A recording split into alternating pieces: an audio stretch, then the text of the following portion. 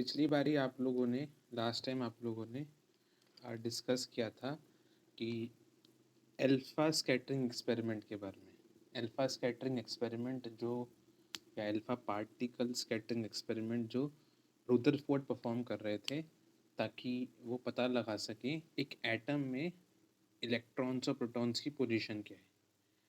तो मैंने आपको बताया था पिछली बारी में कि जब अल्फ़ा स्कैटरिंग एक्सपेरिमेंट परफॉर्म किया था रुदरफोर्ड ने, तो उसके ऑब्जर्वेशंस हमने लिखे थे। आपने लिखा था कि most of the alpha particles straight pass हो गए थे, ओनली फ्यू पार्टिकल्स स्कैटर्ड हुए थे, और 12,000 में से एक पार्टिकल ऐसा भी था जो रीबाउंड हुआ था, मतलब 180 डिग्री पे रिफ्लेक्ट हुआ था। फिर हमने पिछली क्लास में इस एक्सपेरिमेंट के कंक्लूजन भी देखे थे कि क्या कंक्लूड किया था रुदरफोर्ड ने अपने एक्सपेरिमेंट को समझने के बाद। तो मैं दोबारा से आपको वो ब्रीफ करता हूँ कि अल्फा स्कैटरिंग एक्सपेरिमेंट जो परफॉर्म किया था साइंटिस्ट रुदरफोर्ड ने, उसके कंक्लूजन्स क्या थे। देखिए, तो कंक्लूजन्स क्या क्या फाइंड किए थे रुदरफोर्ड ने। क्योंकि most of the alpha particles straight pass हो गए थे एटम से, most of the alpha particle जितने पार्टिकल्स डाल रहा था वो, उसमें से ऑलमोस्ट सभी पास हो गए थे स्ट्रेट। तो ये क्या शो कर रहा था कि एटम नियरली कैसा है, एम्प्टी है। तो पहला पॉइंट तो ये कंक्लूड किया रुदरफोर्ड ने कि एटम ऑलमोस्ट एम्प्टी है, क्योंकि most of the particles alpha particles आपके स्ट्रेट निकल के जा रहे थे। तो ये पहला पॉइंट आप लोग लिखने वाले हो। चलो, अब दूसरा पॉइंट क्या था आपका। दूसरा पॉइंट ये था जो साइंटिस्ट ने कंक्लूड किया था रुदरफोर्ड ने, क्योंकि कुछ पार्टिकल्स डिफ्लेक्ट हो रहे थे, हल्का बहुत। एक दो पार्टिकल्स ऐसे थे जो डिफ्लेक्ट हो रहे थे। इसका मतलब ये निकल के आ रहा था कि एटम के सेंटर में एक पॉजिटिव चार्ज है, और वो बहुत स्मॉल स्पेस में है। क्योंकि कुछ अल्फा पार्टिकल्स ही, ध्यान रखिए, 2-3 अल्फा पार्टिकल्स ही डिफ्लेक्ट हो रहे हैं, आपको सामने दिख रहा है। इसका मतलब एटम के अंदर पॉजिटिव चार्ज बिल्कुल है, बट वो पॉजिटिव चार्ज पूरे एटम में है क्या? नहीं, वो पॉजिटिव चार्ज बहुत छोटे से रीजन में है, क्योंकि सिर्फ 2-3 अल्फा पार्टिकल्स ही स्कैटर्ड हो रहे हैं। इसका मतलब पॉजिटिव चार्ज तो है, बट वो बहुत ही टाइनी स्पेस में कंसंट्रेट है। और लास्ट पॉइंट जो रुदरफोर्ड साइंटिस्ट ने ये कंक्लूड किया, वो ये कहते हैं क्योंकि एक अल्फा पार्टिकल रीबाउंड भी हो रहा है भाई। इसका मतलब ये निकल के आ रहा है कि जबरदस्त पॉजिटिव चार्ज है एटम के सेंटर पे, जबरदस्त पॉजिटिव चार्ज।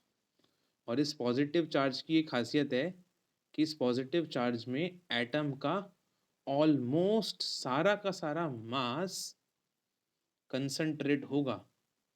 एटम का जितना भी मास है वो इसी सेंटर वाले पार्ट में कंसंट्रेट होगा, क्योंकि एक अल्फा पार्टिकल 180 डिग्री पे रिफ्लेक्ट बैक कर रहा है। ये बहुत बड़ी बात है, क्योंकि अल्फा पार्टिकल मैंने बताया था आपको 4 टाइम्स होता है उसका मास हाइड्रोजन के। तब 4 हाइड्रोजन के एटम मिलाओगे ना, तब बनता है एक अल्फा पार्टिकल। तो अल्फा पार्टिकल बड़ा मैसिव है भाई, बहुत मैसिव है। इतना स्ट्रॉन्ग था अल्फा पार्टिकल। मतलब आप समझो, सपोज ऐसे करो कि अल्फा पार्टिकल एक ट्रक है भाई, एक ट्रक है अल्फा पार्टिकल, है ना, इतना स्ट्रॉन्ग था वो। और ये जो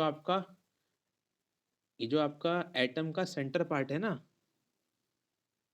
ये भी ट्रक के बराबर होना चाहिए। जब भी तो इस अल्फा पार्टिकल को ये 180 डिग्री पे बाउंस बैक करवा रहा है।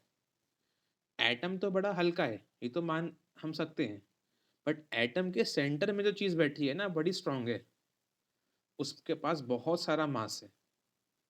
जब भी एक अल्फा पार्टिकल रीबाउंड कर पा रहा है। तो ये 3 पॉइंट्स बताए हमें रुदरफोर्ड ने। कि एटम का मोस्ट पार्ट एम्प्टी है, नंबर वन। दूसरा पॉइंट, क्योंकि एक दो अल्फा पार्टिकल्स डिफ्लेक्ट हो रहे हैं, इसका मतलब एटम के पास पॉजिटिव चार्ज है, बहुत टाइनी स्पेस में है लेकिन वो पॉजिटिव चार्ज। और आखिरी पार्ट, क्योंकि एक अल्फा पार्टिकल 180 डिग्री पे बाउंस बैक कर रहा है, दैट मीन्स इस सेंटर वाले पार्ट में ऑलमोस्ट ऑल मास है एटम का, जब भी अल्फा पार्टिकल बाउंस बैक कर पा रहा है। तो कंक्लूजन्स लिख लीजिए आप लोग। पहला point, most of the space inside atom, atom के अंदर बहुत सारा स्पेस खाली है, इज एम्प्टी। क्यों एम्प्टी क्यों है? Because most of the alpha particle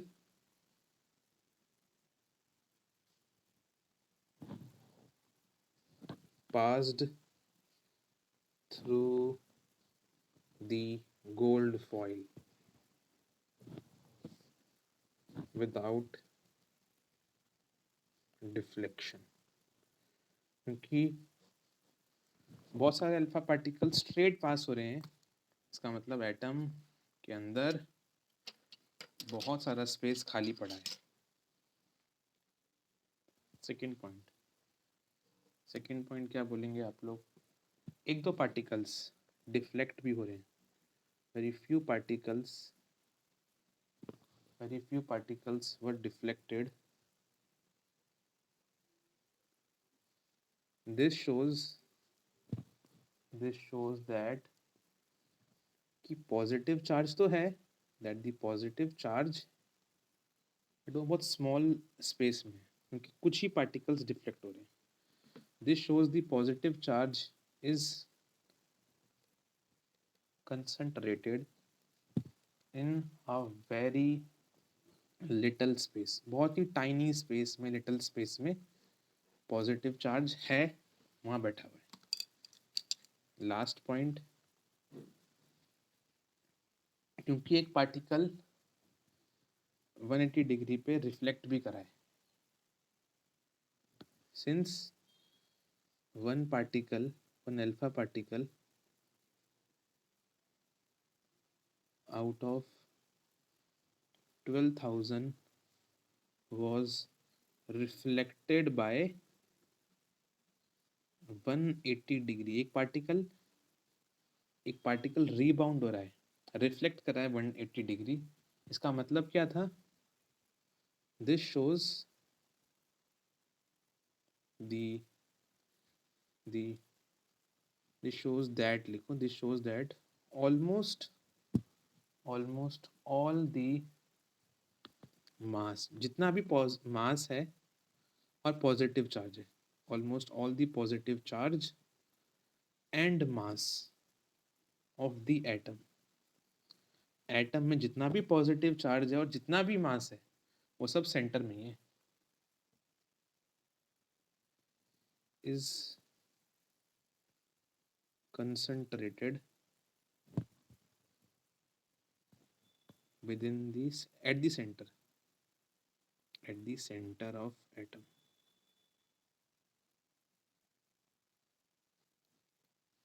ये इसके हो गए कंक्लूजन्स। तो एक ना आप काम करिए कि जब हमने पिछली क्लास में ना ऑब्जर्वेशन जब डिस्कस करी थी, तो ऑब्जर्वेशन के बाद एक डायग्राम बनाना था आपको, वो रह गया था, वो अभी बना लो। क्या है डायग्राम? जो मैंने दिखाया था आपको पिछली क्लास में, कि ऐसे एटम्स ले रखे थे रुदरफोर्ड ने गोल्ड फॉइल के अंदर, और इन एटम से उसने क्या किया था, अल्फा पार्टिकल्स पास किए थे।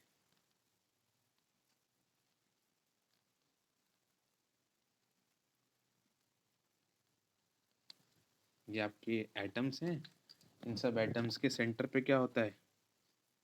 पॉजिटिव चार्ज, अभी हम देख रहे थे।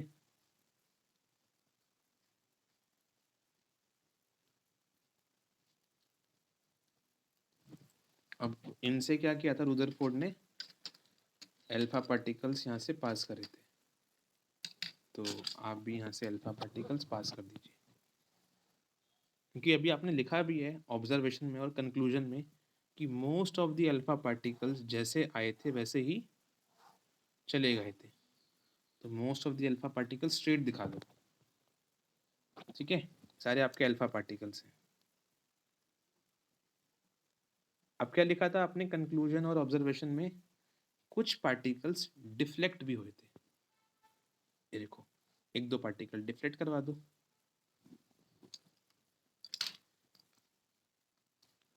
एक दो पार्टिकल्स डिफ्लेक्ट करवा दो, थोड़ा ऊपर भी कर दो डिफ्लेक्ट। बट एक पार्टिकल ऐसा भी था जो 180 डिग्री पे रिबाउंड भी हुआ था, तो उसे कहाँ दिखा, यहाँ दिखा देते हैं। चलो, एक पार्टिकल जैसे आया वैसे ही वो रिबाउंड भी हो गया था। बस ये आपका जो है वो डायग्राम बन जाएगा। ये जहाँ पर आपने लिखा था ना ऑब्जर्वेशन, वहीं पर बना सकते हो टीचर को दिखाने के लिए कि ये अल्फा स्कैटरिंग एक्सपेरिमेंट था। Alpha scattering experiment. अगर एग्जाम में क्वेश्चन आता है आप लोगों के कि इस अल्फा स्कैटरिंग एक्सपेरिमेंट के ऑब्जर्वेशन और कंक्लूजन लिखिए, तो साथ में ये डायग्राम बना देना, तो आपके मार्क्स नहीं कटेंगे फिर, है ना, अच्छा जाएगा इंप्रेशन टीचर के सामने।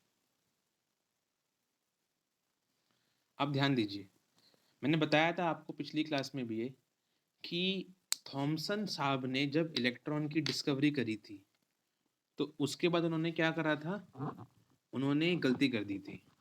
क्या गलती करी थी उन्होंने? उन्होंने सोचा कि मैं एटम का मॉडल देता हूँ दुनिया को, और उन्होंने जो मॉडल दिया था प्लम पुडिंग मॉडल या वाटरमेलन वाला मॉडल, वो मैंने बताया था फेल हो गया था। फिर आपके आए थे साइंटिस्ट रुदरफोर्ड, जो हम पढ़ रहे हैं अभी, उन्होंने प्रोटॉन्स और इलेक्ट्रॉन की पोजीशन फाइंड करने के लिए एक्सपेरिमेंट किया, और जो अब तक हमने पढ़ा पीछे ऑब्जर्वेशन कंक्लूजन, वो सब एकदम सही था, एकदम करेक्ट था। बट वही है ना, गलती इन्होंने भी कर दी। जब इन्होंने इतना अच्छा काम करा, प्रोटॉन्स की पोजीशन फाइंड कर दी, इन्होंने गलती कर दी। इन्होंने भी थॉमसन साहब की तरह ही सोचा कि मैं भी एक मॉडल बनाऊंगा एटम का, और फंस गए, ये फेल हो गए। पढ़ना पड़ेगा, तो लिख लीजिए heading, Rutherford Rutherford model of an atom. अब तक जो भी लिखा था आपने इस चैप्टर में वो था अल्फा स्कैटरिंग एक्सपेरिमेंट। मैंने कहा था ना रुदरफोर्ड मॉडल अब आएगा। अब तक जो भी आपने लिखा था ऑब्जर्वेशन कंक्लूजन, वो रुदरफोर्ड साहब के एक्सपेरिमेंट था। अब एटम का मॉडल इन्होंने अब दिया है, तो समझते हैं कि इनके हिसाब से एटम कैसा होता है। हाँ जी, अब according to scientist Rutherford atom कैसा होता है समझते हैं।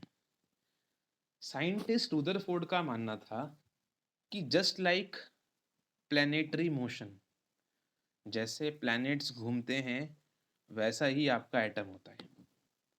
प्लैनेट्स कैसे मूव करते हैं? आपको पता है कि सोलर सिस्टम में हमारे पास सन है, और उसके चारों ओर कौन घूम रहे हैं? Different different planets. नेपच्यून हो गया, मार्स हो गया, आपका सैटर्न हो गया, अर्थ हो गया, वो सब क्या कर रहे हैं? उसके चारों ओर ऐसे घूम रहे हैं, ऐसे घूम रहे हैं, है ना। यही तो है ना आपका सोलर सिस्टम, जिसमें सन एकदम सेंटर में है। आपके सन को सेंटर पे रखा गया है, और उसके चारों ओर कौन घूम रहे हैं? ऐसे प्लैनेट्स घूम रहे हैं, ऐसे प्लैनेट्स घूम रहे हैं। ये आपका सोलर सिस्टम का मॉडल है। रुदरफोर्ड ने भी कुछ ऐसा ही करने की कोशिश करी। रुदरफोर्ड ने कहा just like the solar system, atom भी कुछ हमारा ऐसा ही होता है कि जैसे सन सेंटर पे है वैसे ही एटम के सेंटर पे कौन है? Positive charge. Positive charge atom के सेंटर में होता है। जैसे आपके सन के चारों ओर प्लैनेट्स घूम रहे हैं, वैसे ही इस पॉजिटिव चार्ज के चारों ओर आपके ये टाइनी टाइनी इलेक्ट्रॉन्स घूम रहे हैं, ऐसे ऐसे ऐसे। ये मॉडल दिया था रुदरफोर्ड ने एटम के बारे में। यहाँ भी देख सकते हो आप कि रुदरफोर्ड ने कहा था एटम के सेंटर पे होता है पॉजिटिव चार्ज और इलेक्ट्रॉन्स, नेगेटिव चार्ज इलेक्ट्रॉन्स आपके चारों ओर घूमते रहते हैं। जैसे प्लैनेट्स घूमते हैं सन के चारों ओर, वैसे ही इलेक्ट्रॉन्स भी आपके घूमते रहते हैं पॉजिटिव चार्ज के चारों ओर। एक चीज और थी, आप लोग याद करो चैप्टर नंबर 5 इस 9th क्लास के अंदर, एक सेल के सेंटर पे क्या होता है, क्या नाम था उसका? न्यूक्लियस। रुदरफोर्ड ने बोला कि इस पॉजिटिव चार्ज को हम न्यूक्लियस के नाम से जानेंगे। तो पॉजिटिव चार्ज को न्यूक्लियस भी कहा था रुदरफोर्ड ने। ये जो पॉजिटिव चार्ज है एटम के सेंटर में, इस जगह का नाम क्या है? न्यूक्लियस। जो आपको दिख रहा है ये पूरा न्यूक्लियस है। एटम के बीचों बीच जहाँ पर पॉजिटिव चार्ज है, इसको न्यूक्लियस नाम भी दिया इस पोजीशन को। और बाकी यहाँ पर इलेक्ट्रॉन्स आपके घूम ही रहे हैं। ठीक है, तो ये मॉडल दिया था रुदरफोर्ड ने एटम के बारे में। तो मॉडल जो दिया था एटम का रुदरफोर्ड साइंटिस्ट ने, वो समझते हैं। 3 पॉइंट्स हैं इसमें भी, हम लोग जो है वो समझते हैं। पहला पॉइंट क्या है? There is a positively charge centre called nucleus in the atom. Atom में एक पॉजिटिव चार्ज सेंटर है। एटम इज लाइक सर्कल, और उस सर्कल के सेंटर पे एक पॉजिटिव चार्ज रीजन है जिसका नाम न्यूक्लियस था। ठीक है, इस न्यूक्लियस की खासियत क्या है? पीछे बताया था हमें रुदरफोर्ड ने कि न्यूक्लियस में सारा पॉजिटिव चार्ज होता है और ऑलमोस्ट सारा ही मास होता है एटम का।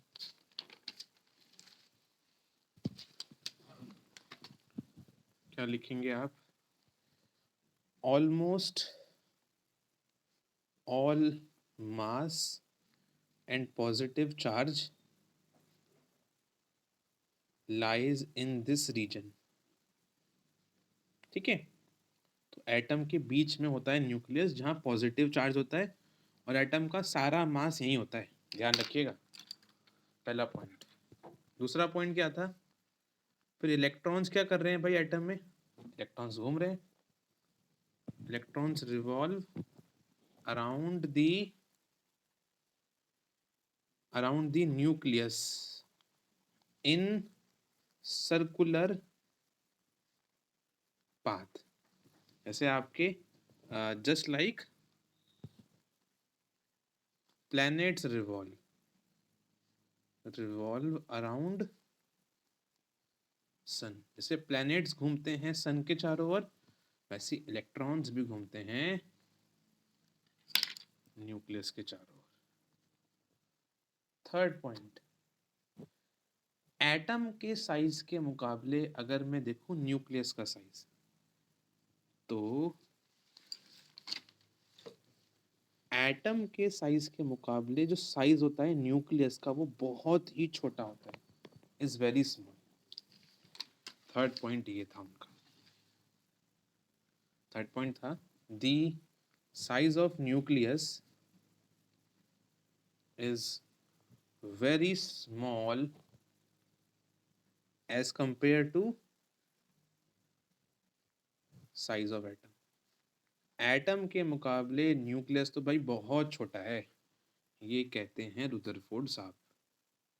अब जो हमने देखा था रुदरफोर्ड साहब का मॉडल ऑफ एटम, मैंने बताया था आपको स्टार्टिंग में कि ये भी फेल हो गया था।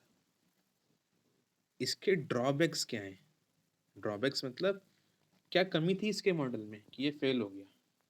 Drawbacks of Rutherford's model of atom.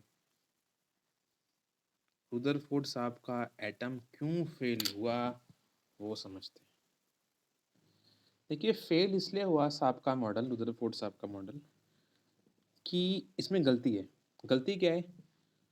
Rutherford साहब ने एटम को कंपेयर कर दिया प्लैनेट्स के साथ। भाई, एटम जो होता है ना, एक माइक्रोस्कोपिक स्ट्रक्चर है, बहुत छोटा है। प्लैनेट्स तो जी बहुत ह्यूज हैं। इन दोनों को आप कंपेयर कर सकते हो। पहली बात, प्लैनेट्स में अलग फिनोमेना हो रहा है, एटम में अलग हो रहा है। इस वजह से गलती कर बैठे रुदरफोर्ड साहब। गलती क्या है देखिए, फिजिक्स कहती है जब भी कोई चीज़, ऐसे चैप्टर केमिस्ट्री का है ये, बट थोड़ा फिजिक्स पढ़नी पड़ेगी यहाँ पर हमें। फिजिक्स कहती है कि जब भी कोई बॉडी मूव करती है, जैसे अभी इस क्वेश्चन में क्या बोला है हमें रुदरफोर्ड ने, इस अभी हेडिंग में जो पढ़ा था अभी हमने, Rutherford model of atom. Rutherford ने अपने मॉडल में कहा कि इलेक्ट्रॉन्स एक सर्कुलर पाथ में घूम रहे हैं, किसके चारों ओर? न्यूक्लियस के चारों ओर। फिजिक्स कहती है जब भी कोई बॉडी लगातार मोशन करती रहती है, तो वो बॉडी लगातार मोशन करते करते एक्सेलरेशन उसमें डेवलप होती है। चैप्टर नंबर 8 याद करिए इस बुक का, कि जब हम मोशन करते हैं तो हमारे पास एक्सेलरेशन होता है। अब जैसे आप लोगों ने एक चीज़ देखी भी होगी, जब आप लोग एक सर्कल में लगातार घूमो, सपोज करो आप क्या करो, एक साइकिल चलाओ सर्कल में।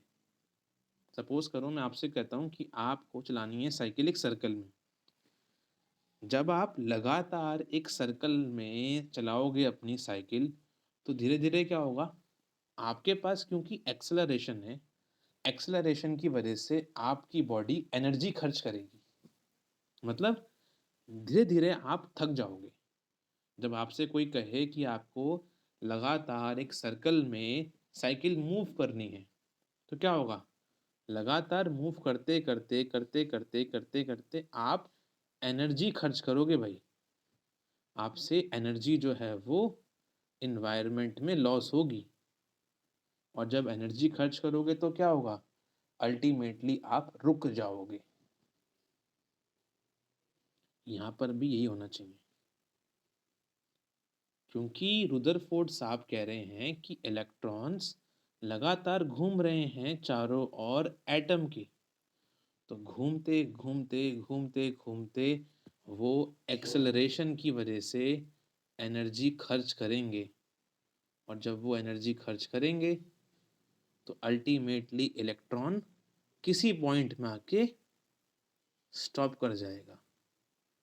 और जैसे ही इलेक्ट्रॉन स्टॉप हुआ, तो याद करो जो गलती करी थी थॉमसन ने। अगर इलेक्ट्रॉन और प्रोटॉन रुक जाएंगे तो प्रोटॉन पॉजिटिव चार्ज है, इलेक्ट्रॉन को अपनी तरफ खींच लेगा, जिसकी वजह से दोनों मिलके न्यूट्रल हो जाएंगे, और ये एटम नहीं बन सकता ऐसे केस में। तो जो बात कह रहे हैं रुदरफोर्ड, उसमें कुछ ना कुछ कमी है। मैं ये नहीं कह रहा कि पूरी कमी है, बट कुछ ना कुछ तो कमी है। क्योंकि अगर वो ये कह रहे हैं कि इलेक्ट्रॉन घूम रहा है, तो फिजिक्स कहती है घूमते घूमते हम एनर्जी खर्च करेंगे, और एनर्जी खर्च करते करते कभी ना कभी तो हम रुकेंगे भाई। जैसे हम रुके, यहाँ रुके मान लो, तो ये पॉजिटिव चार्ज आपको खींच लेगा अपनी तरफ, और आप अल्टीमेटली इस अल्टीमेटली ये एटम जो है सभी को खींच लेगा अपनी तरफ एक बारी में, क्योंकि कभी ना कभी सब इलेक्ट्रॉन रुकेंगे आपके ये, और ये एटम हो जाएगा न्यूट्रल, और इस केस में एटम कभी भी एग्जिस्ट नहीं कर सकता। तो बुक में एक वर्ड लिखा है, ऐसे केस में एटम कभी भी स्टेबल नहीं हो सकता। एटम इज नॉट स्टेबल, ये एटम कभी स्टेबल नहीं हो सकता ऐसे केस में, और इसलिए ये एटम एग्जिस्ट नहीं कर सकता, जैसा कहा हमें रुदरफोर्ड साहब ने। ये कमी है इनके मॉडल में। तो लिख लीजिए पॉइंट्स में आप लोग। Since electron revolve around nucleus in circular path, there will be acceleration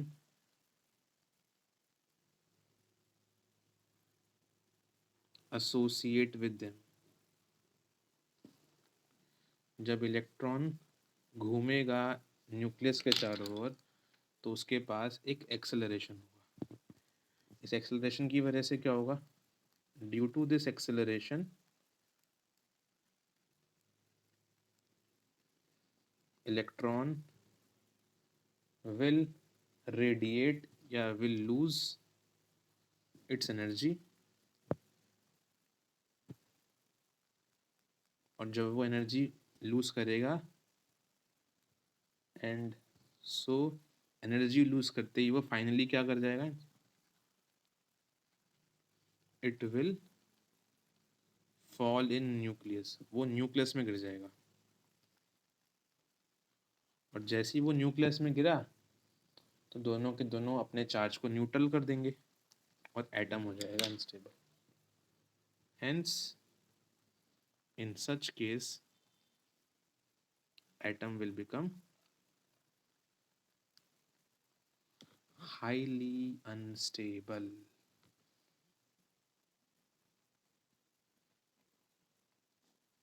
इसलिए ये एटम एग्जिस्ट नहीं कर सकता, जो रुदरफोर्ड साहब कह रहे हैं।